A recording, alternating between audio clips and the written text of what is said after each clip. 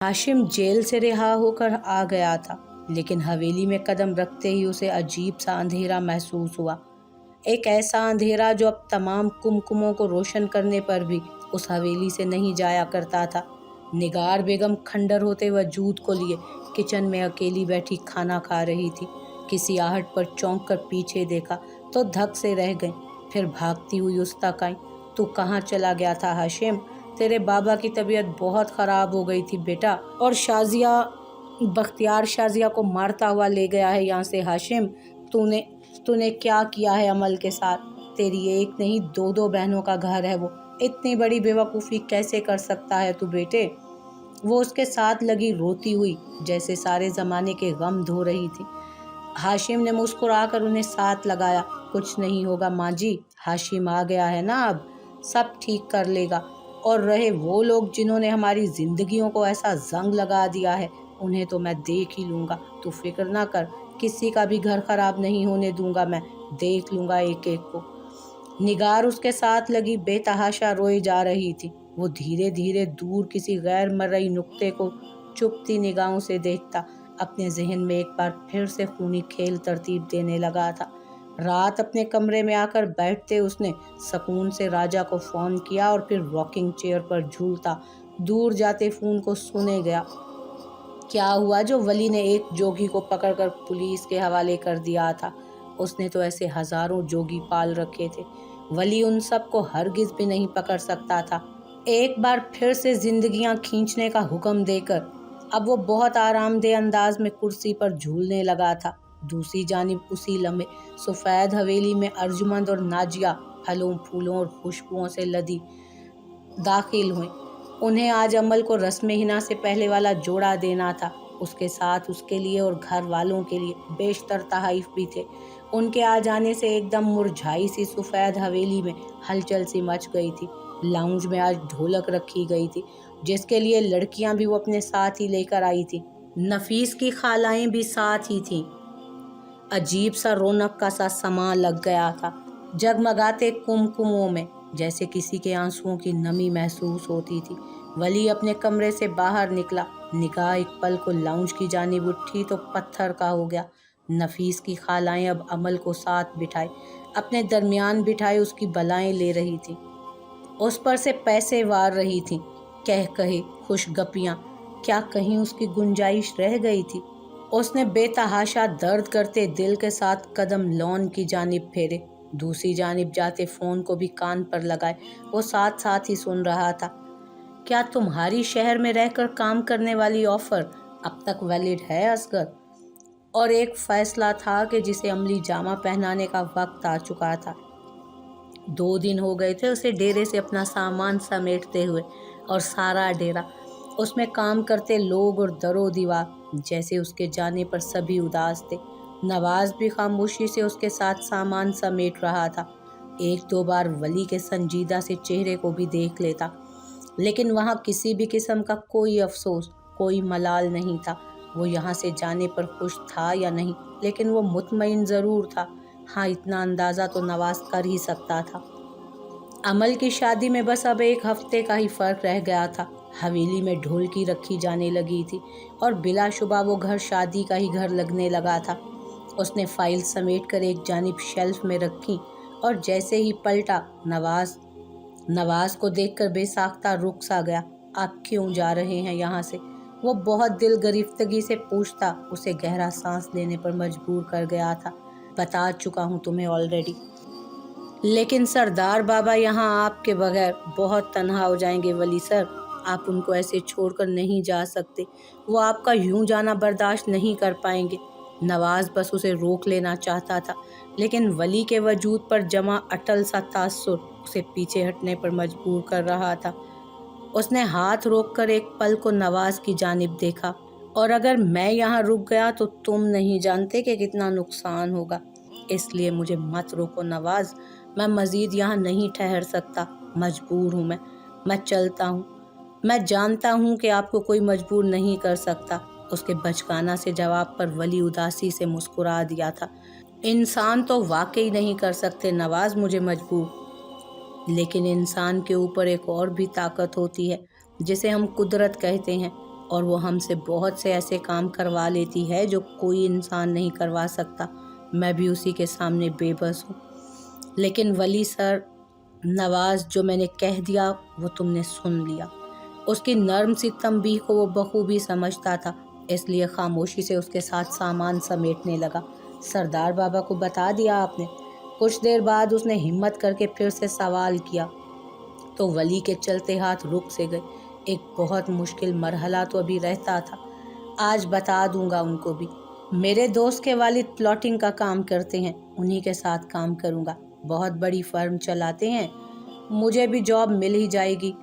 اس نے فائلز کو ایک جانب رکھا اور ٹیبل سے موبائل اٹھا کر ٹائم دیکھا، پھر کچھ سوچتا ہوا نواز کی جانب مڑا۔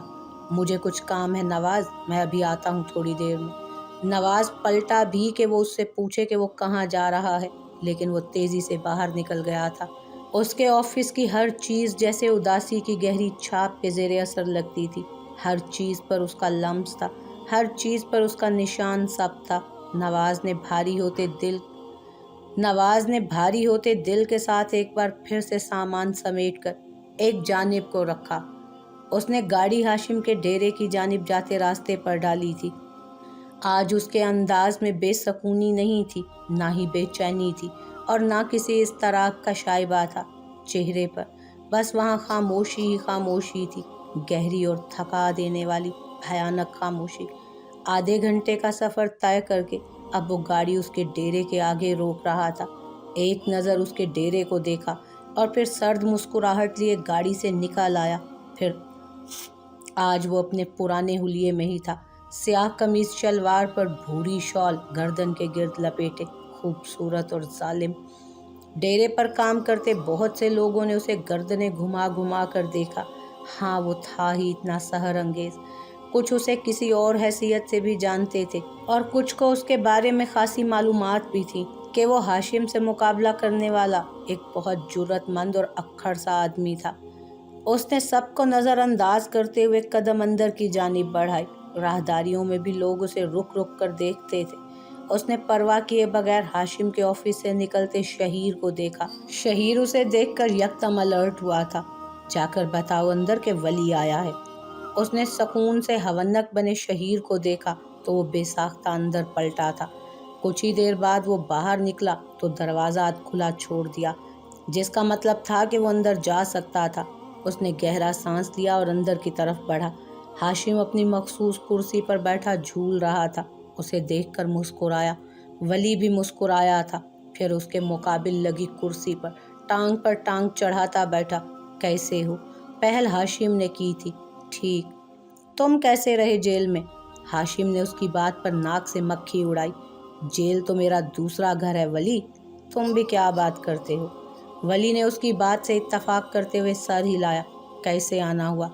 اس نے مسکرا کر پوچھا تھا، لیکن اس کی سیاہ آنکھیں ولی کو دیکھ کر دہک رہی تھی۔ دوسری جانب ولی کا بھی چہرہ مسکرا رہا تھا، کیونکہ آنکھوں میں جمع برفیلا سا تاثر سب کچھ جمانے لگا تھا۔ ہاں، وہ ایک دوسرے کا عکس تھے۔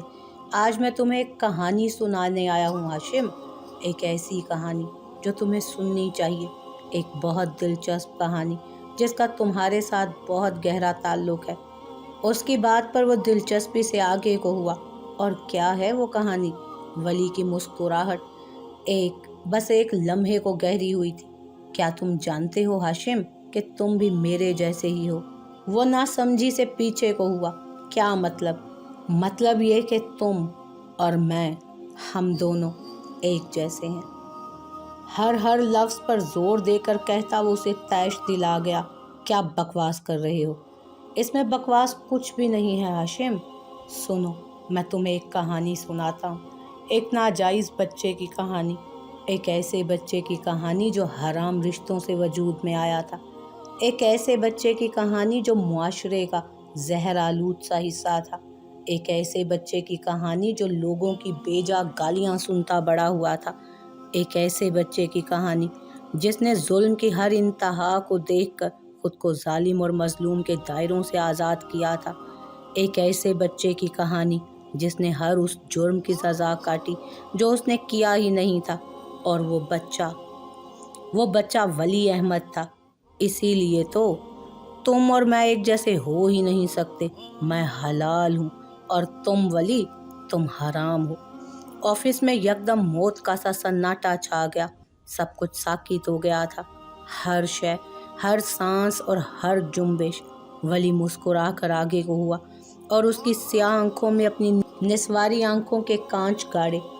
लेकिन वो सिर्फ एक बच्चा नहीं था हाशिम। हाशिम यकटोक उसे देखे गया। वो सिर्फ वली अहमद नहीं था। हाशिम का वजूद फिर पल भर को बर्फ बन गया, बर्फ का ढेर। तुम भी मेरे जैसे ही हो हाशिम, क्योंकि तुम भी मेरी तरह नाजायज़ हो। क्या तुमने कभी रूह कब्ज की जाने की आवाज़ सुनी है? वो भी इतनी ही भयानक होती है, इतनी ही दिलखराश, इतनी ही बेरहम। हाशिम बिना पलकें झपकाए उसे देख रहा था। ऐसे लगता था कि जैसे किसी ने उस पर सफ़ेद पेंट फेर दिया हो। मुझ पर सारी ज़िंदगी तुमने जुल्म इसलिए किया क्योंकि मैं नाजायज़ था। लेकिन क्या मैं तुम्हें बताऊं हाशिम कि तुम खुद क्या हो? तुम भी एक हरामजादे हो और तुम भी हराम की तस्कीन का नतीजा हो हाशिम, और तुम भी मेरे ही जैसे हो। वली यकदम उठ खड़ा हुआ, लेकिन हाशिम अपनी जगह से हिला तक नहीं था। लगता था कि जैसे सारी दुनिया राख का ढेर बन गई हो।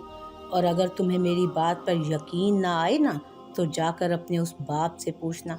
लेकिन एक मिनट, उसके टेबल पर हाथ रखता वो उसके सामने झुका।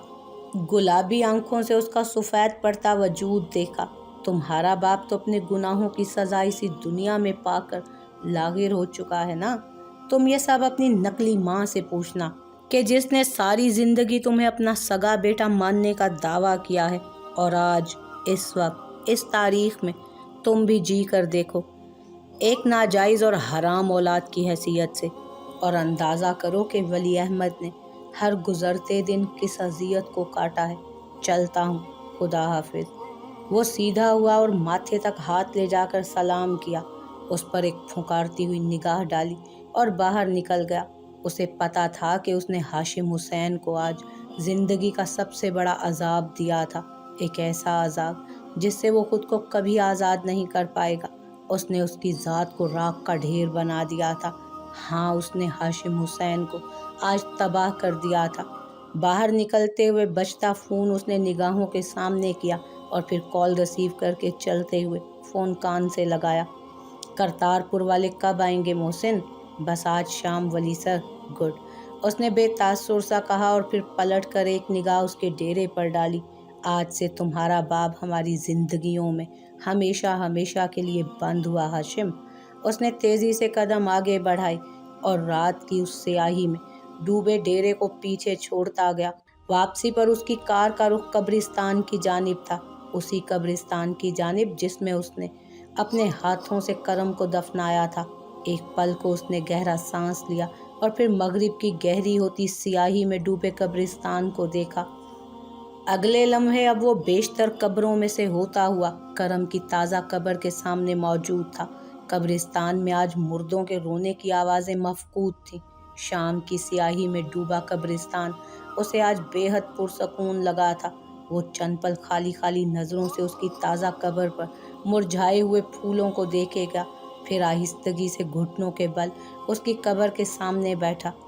दूर से बस देखने पर यही दिखाई देता था कि एक ऊंचा सा लड़का सर झुकाए किसी कब्र पर बैठा है, रोशन, पुरसकून और आरामदेह कब्र पर। हाशिम ताबड़तोड़ अपने घर के अंदर दाखिल हुआ था।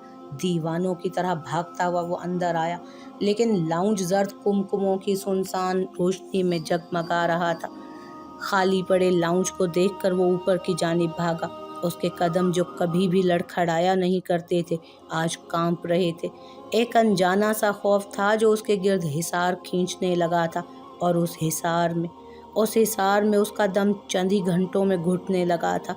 हुसैन के कमरे का दरवाज़ा धाड़ से खोलकर वो चंद लम्हे सुर्ख निगाहें लिए उस लागिर से नाकारा वजूद को देखे गया। निगार जो उसके यूं आनन फानन आने पर बेसाख्ता मुड़ी थी, उसकी खून आशाम नज़रों को देखकर नासमझी से उठी।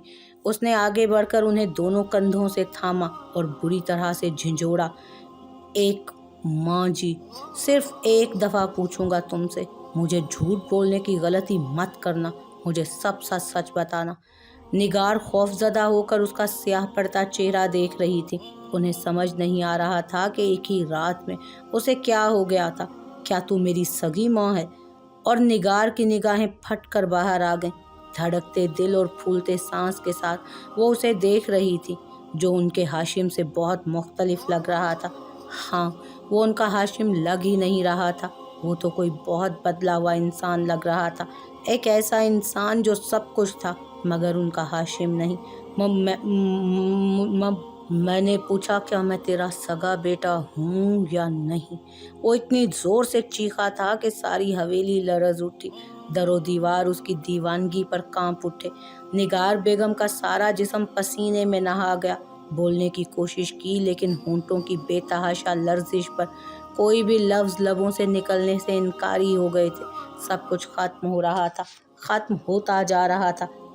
हाशिम, लेकिन उसने जोर से उनको एक तरफ धकेल दिया। वो फिसलती हुई कमरे में रखे टेबल से जा लगी। माथे से खून की पतली सी लकीर फूटकर अब उनके चेहरे पर लुढ़क रही थी। हाशिम परवाह किए बगैर आगे बढ़ा और हुसैन के लागिर पड़े वजूद को बुरी तरह झिंझोड़ा। क्या मैं नाजायज़ हूँ? बोलो बाबा, क्या मैं नाजायज़ हूँ? कह दो कि ऐसा कुछ नहीं। बोल दो बस एक बार कि मैं तुम्हारा जायज़ बेटा हूँ। खुदा के लिए बस एक बार मुझे बता दो कि वो वली झूठ बोल कर गया है। मैं जायज़ हूँ। मैं कभी उस जैसा नहीं हो सकता, कभी भी नहीं हो सकता मैं उस जैसा। मैं और वो एक से नहीं है। वो मुझसे कमतर है, वो मुझसे हर लिहाज से कमतर है। उसका और मेरा कोई मुकाबला नहीं। बोलो, एक दफ़ा बोलो, बस एक दफ़ा ऐसा बोल दो। लेकिन हुसैन के हलक से सिवाय बेमायनी आवाज़ों के कोई आवाज़ नहीं निकल रही थी। वो बोलने की पूरी कोशिश कर रहा था लेकिन हलक से खरखर की आवाज़ों के सिवा कुछ ना निकला। उसने यकदम तैश में आकर उसे बेड पर फेंका तो वो लुढ़क कर एक जानिब को गिरा। निगार भाग कर उसकी तरफ आई, उसे सीधा किया और हाशिम को देखा। उसका चेहरा मुर्दा हो रहा था, यूं लगा जैसे वो गल सड़ रहा हो। कदम कदम पीछे जाते वो एक ही बात दोहरा रहा था, बस एक ही जुमला कि वो वली जैसा नहीं हो सकता, वो उस जैसा कभी भी नहीं हो सकता था। लेकिन उसके बोलने से अब किसी बात पर, किसी भी बात पर कोई असर नहीं पड़ता था। जो तय हो गया था वो तय हो गया था।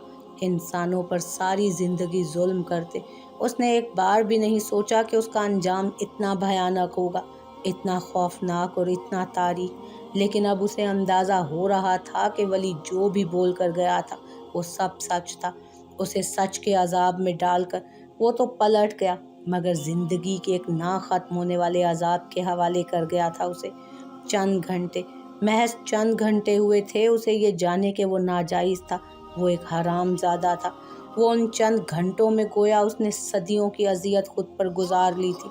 वली अहमद सही कहता था, ठीक कहता था वो बिल्कुल, कि जो वो बर्दाश्त करता आया है अब उस सब को बर्दाश्त करने की बारी हाशिम की थी। उसे पागल कर देने वाले सच को झेलने की बारी अब उसकी थी। अपनी हवेली से बाहर भागते हुए उसे अंदाज़ा नहीं था कि वो कहाँ जा रहा है, किस तरफ को जा रहा है, किस सिमत में भाग रहा है। उसे बस भाग जाना था, किसी जंगल या फिर किसी ऐसी जगह में जहाँ कोई भी रोशनी का इंदिया ना हो, जहाँ रोशनी का कोई वजूद ना होता, जहाँ सिर्फ स्याही होती, गहरी स्याही, ऐसी स्याही जिसमें वो खुद से भी नज़र न मिला पाता। अच्छा, तो ये होता है इंतकाम, इसे कहते हैं इंतकाम, इसे कहते हैं वक्त के दायरों का उल्टी तरफ को घूमना, इसे कहते हैं आमाल का पलट आना, जुल्म का लौट आना। उसने लोगों पर बहुत जुल्म किए थे, बहुत सी इज्जतें पामाल की थी, बहुत सी जानें मौत के घाट उतारी थी। उसने दौलत और ताकत के नशे में भूलकर हर गैर इंसानी हरकत की थी। लेकिन ये खुदा की दुनिया है, यहाँ उसका कानून चलता है, यहाँ उसकी हुक्मरानी ज़िंदा रहती है। ढील देने पर अगर वो बहुत से फ़िरौनों को इस ज़मीन की बादशाही सौंप दे तो इसका मतलब ये हरगिज़ नहीं होता कि वो लगामें ढीली करके भूल ही गया। सारी कायनात, सारी दुनिया, सारे आसमान और सारी ज़मीनें जुल्म को भूल सकती हैं मगर अल्लाह जुल्म को नहीं भूला करता। इस ज़मीन पर मौजूद हर फ़िरौन को एक ना एक दिन गर्क होना ही होता है। उसे भी गर्क होना था اپنی سیاہ کاریوں اور بدکاریوں کے ساتھ۔ آج اسے بھی کسی سمندر میں غرق ہو جانا تھا، کیونکہ غرق ہو جانا ہی ہر فرعون کا آغاز بھی تھا اور انجام بھی۔ بھاگتے بھاگتے وہ کسی گاڑی سے بری طرح ٹکرا کر نیچے گرا، اور ایک بہت ہی لش چمچماتی ہوئی کار تھی وہ۔ اس میں اتنی سکت نہیں تھی کہ وہ اٹھ کر مزید بھاگ سکتا، اس لیے خاموشی سے پڑا رہا۔ چند آدمیوں نے باہر نکل کر اسے سیدھا کیا، پھر اس کے چہرے پر ٹارچ مار کر دیکھی تو ایک دوسرے کو اشارہ کیا۔ وہ سب ابھی اسی کے گھر میں گھس کر اسے گھسیٹتے ہوئے باہر نکالنے کا ارادہ رکھتے تھے، لیکن ان کی خوش قسمتی یہ تھی کہ وہ انہیں باہر ہی مل گیا تھا۔ اسے گھسیٹ کر وہ گاڑی میں ڈالنے لگے تو ہاشم نے پسو پیش سے اپنے بازو ہلانے چاہے۔ ان میں سے کسی ایک نے اس کی گردن پر پستول کی ٹھنڈی نال رکھی تو وہ سن ہی ہو گیا۔ چپ چاپ گاڑی میں بیٹھ ابھی کے ابھی۔ اس نے تھوک نگل کر تیز تیز سر ہلایا تھا۔ اعصاب تو گویا منجمد ہی تھے، لیکن اب اس کا جسم بھی جمنے لگا تھا۔ انہوں نے اسے گاڑی میں ٹھونسا اور پھر تیزی سے گاڑی آگے بھگا لے گئے۔ آج ہاشم حسین نے زندگی کی شام آخری بار دیکھی تھی۔ کچھ دور لے جا کر گاڑی روکی گئی اور اسے گاؤں کے آخری سرے پر بہتی نہر کے قریب اتارا گیا۔ ایک آدمی نے آگے بڑھ کر اس کے چہرے پر سیاہ کپڑا ڈالا تھا، بالکل ویسا ہی کپڑا جیسا پھانسی دیتے وقت مجرم کے چہرے پر ڈالا جاتا ہے۔ اس کے پیچھے کو بندھے ہاتھ پوری طرح سے قابو میں تھے۔ وہ سفید چہرہ لیے خاموشی سے ان سب کی کارروائیاں دیکھ رہا تھا۔ کس کے لوگ ہو تم؟ ہمت کر کے اس نے پوچھا تو اس کے کندھوں پر زور ڈال کر اسے گھٹنوں کے بل کچی زمین پر بٹھایا گیا۔ کیا تمہیں یاد ہے کہ کرتارپور والے سکھوں کی بیٹی کا ریپ تم نے اس سال کی کون سی شب کو کیا تھا؟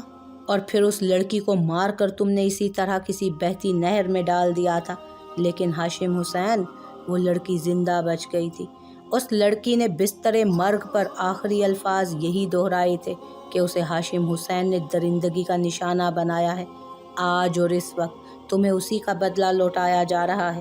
اس کی ساری غلط فہمیاں دور ہو گئی تھیں، پل بھر میں جیسے ساری گتھیاں سلجھ گئی تھیں، لیکن اب وقت ختم ہو چکا تھا۔ وقت تو اب تھم چکا تھا۔ اس کے سامنے کھڑے آدمی نے پستول لوڈ کیا اور اس نے آنکھیں بند کر لی۔ ولی اسی پل قبرستان سے نکلا تھا، کندھوں پر دھری بھوری شال کو درست کرتا، چہرہ سپاٹ اور خالی وجود لیے۔ ایک گولی فضا میں تیرتی آئی اور ہاشم کے دل میں پیوست ہو گئی، پھر دوسری، تیسری، اور جب تک آگے والے کے پستول میں گولیاں ختم نہیں ہو گئیں تب تک اس کا وجود گولیوں سے چھلنی ہوتا رہا۔ ولی کی گاڑی کچے راستوں پر ایک بار پھر سے دوڑ رہی تھی۔ اس کے اندر خوشی کا کوئی احساس نہیں تھا، سرشاری کی کوئی کیفیت نہیں تھی۔ ایسا کچھ نہیں تھا کہ جس سے اس کا وجود کھل اٹھتا، کیونکہ وہ جانتا تھا کہ انتقام خوشی نہیں دیا کرتا، بس ایک تسکین ہوتی ہے جو رگوں میں بہتے لہو کو سرد کرتی اندر اترتی جاتی ہے۔ اس کا جھٹکے کھاتا جسم جیسے ہی ساکت ہوا، انہوں نے اسے لات مار کر نہر کے منہ زور پانی میں پھینک دیا۔ آنکھ کے بدلے آنکھ، کان کے بدلے کان اور جان کے بدلے جان۔ اس کی خون سے لت پت لاش لاوارثوں کی طرح آگے ہی آگے بہتی جا رہی تھی۔ دوسروں کو کتے کی موت دینے والا آج خود ایسی موت مر گیا تھا کہ جس سے جسم کا ہر عضو کانپ اٹھتا۔ ایک ایسی اذیت سے مرا تھا کہ سننے والوں کے دل بند ہونے کا خدشہ لگتا تھا۔ قدرت کا انتقام اتنا ہی ظالم اور کڑوا ہوا کرتا ہے۔ مرتے وقت اس نے آخری بات یہی سوچی تھی، ہاں، ایک آخری بات جو ہر انسان لقمہ اجل بنتے ہوئے سوچا کرتا ہے، ایک ایسی بات جو اس کی ساری زندگی کا عکس ہوتی ہے۔ ولی نے گاڑی سفید حویلی کے سامنے روکی اور خاموشی سے باہر نکل آیا۔ آج بہت سی جانوں کا بدلہ پورا ہو گیا تھا، آج بہت سے حساب چکتا ہو گئے تھے، آج بہت سی قبروں سے آنے والی بین کی آوازیں بند ہونے والی تھیں، اور آج بہت سے مردار اپنا رزق سمیٹنے والے تھے۔